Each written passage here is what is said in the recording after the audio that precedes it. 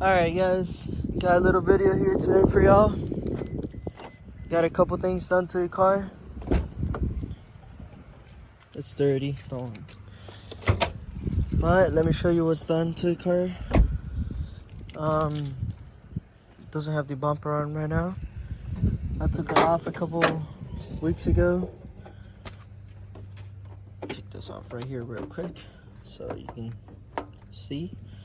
So we got, it's kind of hard to see, but that gives you an idea of what's new.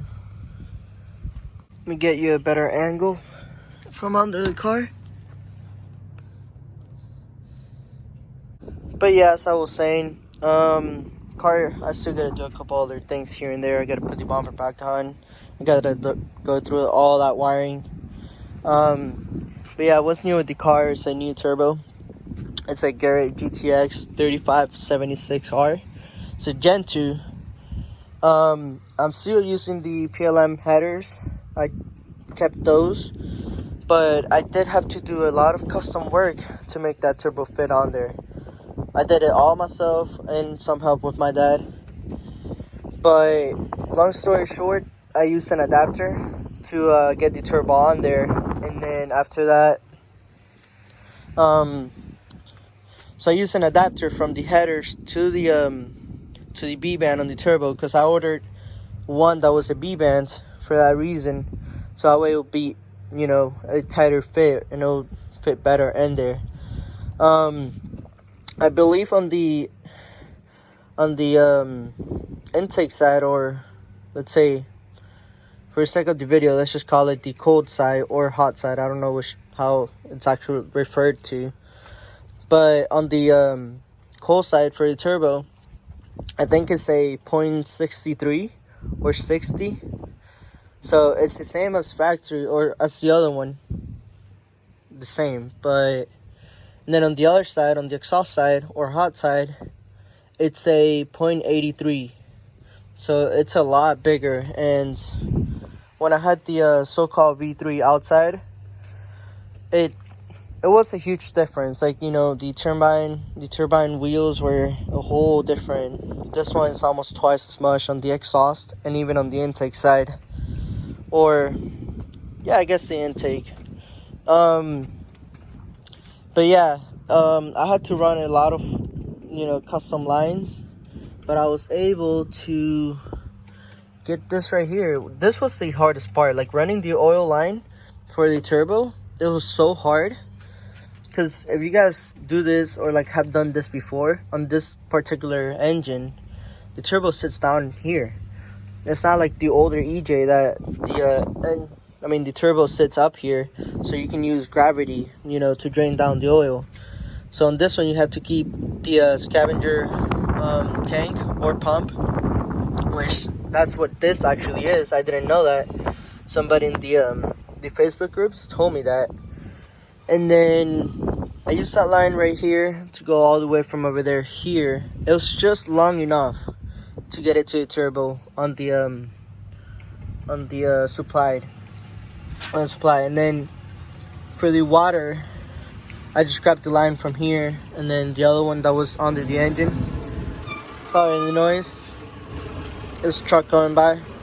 So as I was saying, for the water line, it was kind of hard, because I had to, on this side, I tried to use the factory oil tank or like reservoir, and then it was kind of like the lines that come off from that tank was kind of really tight to run the water line and the oil, you know, supply for that from the timing cover.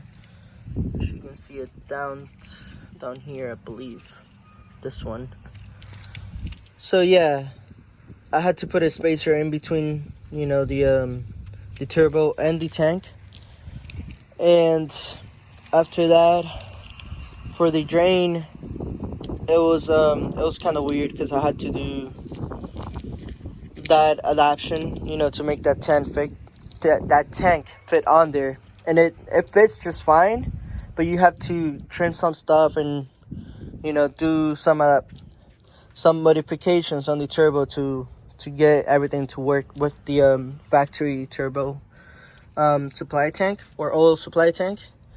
And then the other thing I did right here was just run the it's kind of hard to see. It was just run that intake hose to the to this one right here. A lot of people, what they do is that they weld this right here, like they weld kind of like an elbow off the turbo, but I didn't do that. I just used a hose. So I don't know why people don't use hoses. I mean, I understand, welding is better, but I didn't do it on there. And then another downside that I had with this setup is, I don't know if you can see there, right there where that bung is on the exhaust. I had to put I had to close that one off, which this exhaust brought brought an extra bung for the, what is it called, the AFR sensor, I believe. Like, you can have one. I don't know if you can see it from here, but yeah, I had to move the sensor, the oxygen sensor, backwards and put it with that other sensor would go, mainly because that sensor would hit, it's kind of hard to see,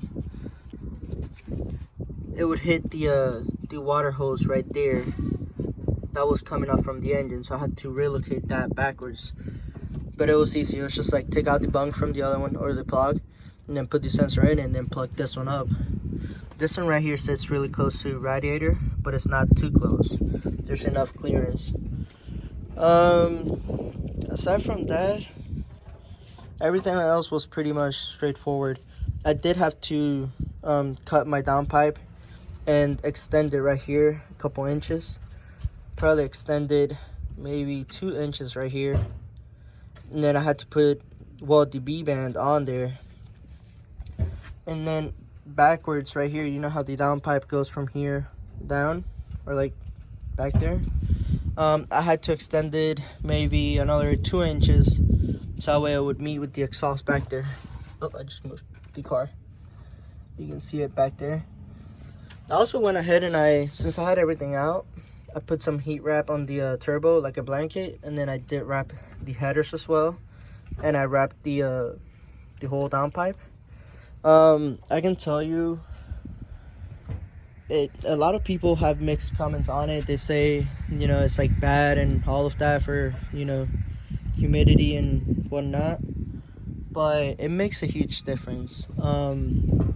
I believe if you do it right, it's worth it. In my case, it has made such a huge difference. I live in Florida, and over here, it gets really hot. So during the summer, it's probably like, I don't know, you're looking at 100 degrees outside, 90 to 100. And my intake temperatures now, they're like, whenever I'm driving, they're like 5 degrees off from, the atmosphere. So say it's 75, my intake temperatures would be sitting at 80 now. Back when I had the other setup and I didn't have anything, wrapped. In a second. So yeah, back when I had the other setup with the so-called turbo and the PLM headers, it would get really hot in here. And I was going down the road and my intake temperatures were at least like, I would say 20 to 25 degrees, difference from the actual atmosphere. So that's a huge improvement in my opinion. Then the other thing I have here is, radiator sticker. Then these fans are not the Mishimoto fans. This actually flow more, so they're a little bit thicker too, so you have less space to work with. But everything worked and it fits. A lot of people were saying that it was not gonna fit, but there you have it. I'm gonna start up the car in a second, and then so you guys can hear it a little bit, and then I'll probably go around town and do a couple pulls here and there just so you guys can get an idea of how the car sounds. The car is completely turned down as of right now. I'm waiting on something else, and then I'm retuning the car, but I'm waiting on that other piece to get here.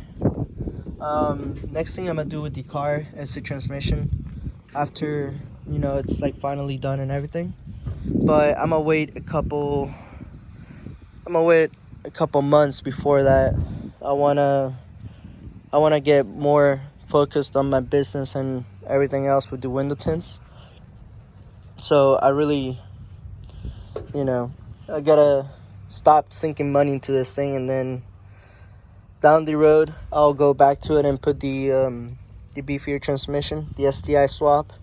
But as of right now, car's pretty much done, and it's gonna be like this for a couple months, if not a year, if not more. As long as like the engine doesn't blow up or anything, you know, that's as long as the car is gonna be with this setup. Hopefully it stays reliable as it was. As of right now, I've driven it at least like 1,000 miles like this with this turbo, and I haven't had any issues. The only issues that I had the other day was that I blew 2 of the intercooler hoses over there, but I was working there, so I guess those were not tight enough. But aside from that, everything else has been perfect, honestly.